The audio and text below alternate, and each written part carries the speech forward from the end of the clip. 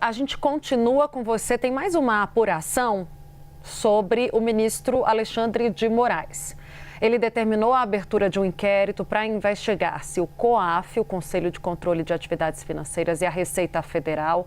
quebraram de forma ilegal o sigilo fiscal de integrantes da Suprema Corte. Matheus Teixeira, leia-se dele próprio, Alexandre de Moraes, e do ministro Dias Toffoli.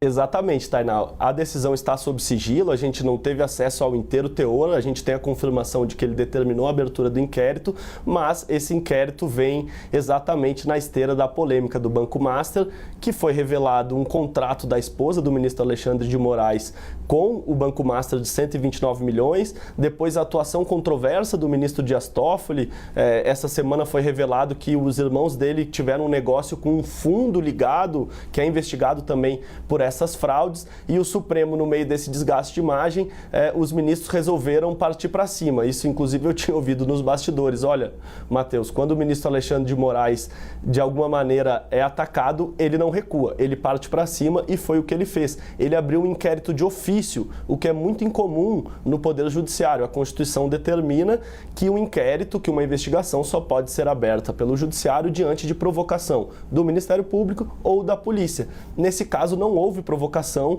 ele seguiu a jurisprudência que o Supremo criou no inquérito das fake news, uma vez que o regimento interno do Supremo abre brecha para essa abertura de ofício de inquéritos, o que é muito incomum, mas ele decidiu lançar a mão novamente desse expediente justamente para apurar se o COAF, que é responsável por fazer um monitoramento de movimentações bancárias, e a Receita Federal, de alguma maneira, quebraram o sigilo de maneira ilegal de ministros do Supremo. E isso vai ser verificado uma vez que o inquérito, apesar de ter sido aberto de ofício por ele, terá sim a participação da PGR e da Polícia Federal, que são as responsáveis por investigar, por tentar descobrir se de alguma maneira esses dois órgãos cometeram alguma ilegalidade na quebra de sigilo, no vazamento de dados de magistrados do STF.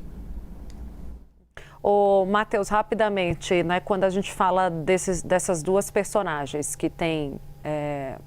envolvimentos, informações, né, que circundam a vida deles, o Toffoli e o Moraes, e quando a gente conecta com esse pedido do Alexandre de Moraes, a gente está falando de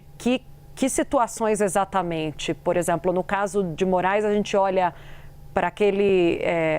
contrato milionário com o escritório da mulher dele? Exatamente. Essa informação caiu como uma bomba aqui em Brasília. A gente sabe que a oposição sempre tenta o impeachment do ministro Alexandre de Moraes, diz que ele persegue a oposição, persegue o ex-presidente Jair Bolsonaro e seus aliados, e eles encontraram nessa informação uma arma para tentar minar os poderes, para tentar minar a credibilidade do ministro Alexandre de Moraes. A esposa dele é advogada, Viviane Barsi, e foi revelado que ela tinha um contrato de 129 milhões com o Banco Master, que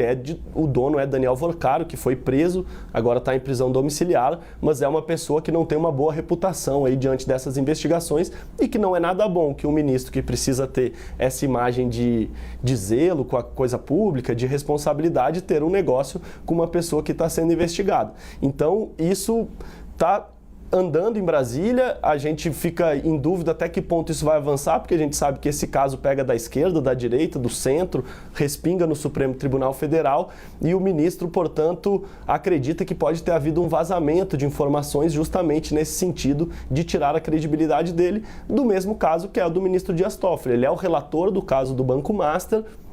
e ele tem atuado de maneira controversa, determinou uma cariação entre diretores do Banco Central e do Banco Master, o que foi visto com estranheza, e agora a gente está tentando desbravar aí para entender quais vão ser os próximos capítulos dessa novela, né, Tainá?